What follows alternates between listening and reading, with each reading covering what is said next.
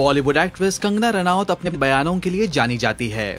उनके कुछ स्टेटमेंट से विवाद इतना बढ़ जाता है कि एक्ट्रेस को कानूनी कार्रवाई झेलनी पड़ती है। कभी किसानों को आतंकी बता देती है तो कभी बॉलीवुड में नेपोटिज्म पर बेबाक बयान देती हैं। आइए आज जानते हैं कंगना के कुछ ऐसे बयान जिनके बाद विवाद हुआ।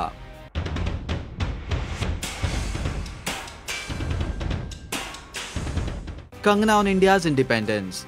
1947 में भीख मिली, असली आजादी 2014 में मिली। हाल ही में एक न्यूज चैनल के प्रोग्राम में हिस्सा लेते हुए कंगना रनौत ने उस वक्त विवाद को जन्म दे दिया था जब उन्होंने लाइव प्रोग्राम में ये कह डाला कि भारत को असली आजादी 2014 में मिली। इतना ही नहीं, उन्होंने कहा कि देश को जो 1947 में आजादी मिली थी वो भीख में मिली थी।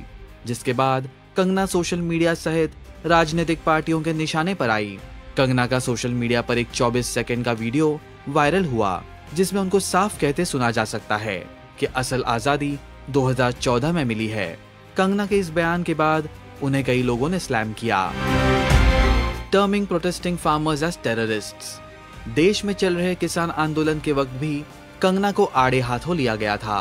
तब भी कंगना रनौत ने विवादित पोस्ट किया था, जिसके बाद पंजाबी सिंगर दिलजीत दोसांझ और कंगना के बीच में लंबी सोशल मीडिया पर जंग चली थी। कंगना ने अपने पोस्ट में एक फोटो को शेयर करते हुए दावा करते हुए लिखा था, शाहीन बाग की दादी भी किसानों के आंदोलन से जुड़ गई हैं। साथ ही 100 रुपए के आंदोलन में शामिल होने की बात भी लिखी थी, जिसके बाद उन्हें लीगल नोटिस भी भेजा गया था। Saying that many A-list stars would be jailed। Sushant Singh Rajput के निधन के बाद कंगना रनौत ने अपने एक इंटरव्यू में कहा था कि बॉलीवुड में 99% लोग ड्रग्स लेते हैं। यही नहीं, उन्होंने रणबीर कपूर, रणवीर सिंह सहित दूसरे बड़े नामों को चुनौती देते हुए कहा था कि उनके ड्रग्स लेने की चर्चा है। इन कलाकारों को ड्रग्स टेस्ट कराकर सिचुएशन क्लियर करनी चाहिए। इतना ही नहीं, कंगना ने आगे लिखा था कि अगर नारकोटिक्स कंट्रोल ब्यूरो ने बॉलीवुड में एंट्री की तो कई ए-लिस्टर जेल में होंगे।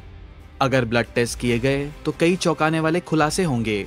उम्मीद करती हूँ कि प्रधानमंत्री द्वारा स्वच्छ भारत अभियान के तहत बॉलीवुड के इस गटर की गंदगी को साफ किया जाए। Compared Mumbai to POK. Sushant Singh Rajput case में कंगना ने बॉलीवुड इंडस्ट्री पर कई संगीन आरोप लगाए थे। उनके निशाने पर करण जौहर से लेकर कई फिल्म मेकर्स थे। ऐसे में उनके और शिवसेना नेता के बीच भी काफी जुबानी जंग हुई थी, जिस पर उन्होंने मुंबई से डर लगने की बात कही थी। तब संजय राउत ने कहा था कि अगर कंगना को मुंबई में डर लगता है तो वापस नहीं आना चाहिए। जिसके बाद कंगना रनौत ने मुंबई की तुलना पाकिस्तान अधिकृत कश्मीर यानी पीओके से कर दी थी। जिसके बाद इंडस्ट्री के लोगों ने भी कंगना के इस बयान पर उनको आड़े हाथ लिया था।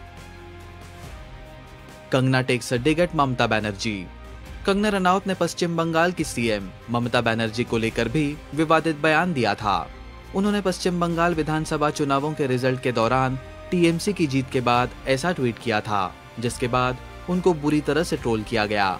कंगना ने अपने ट्वीट में लिखा था, मैं गलत थी, वो रावण नहीं है।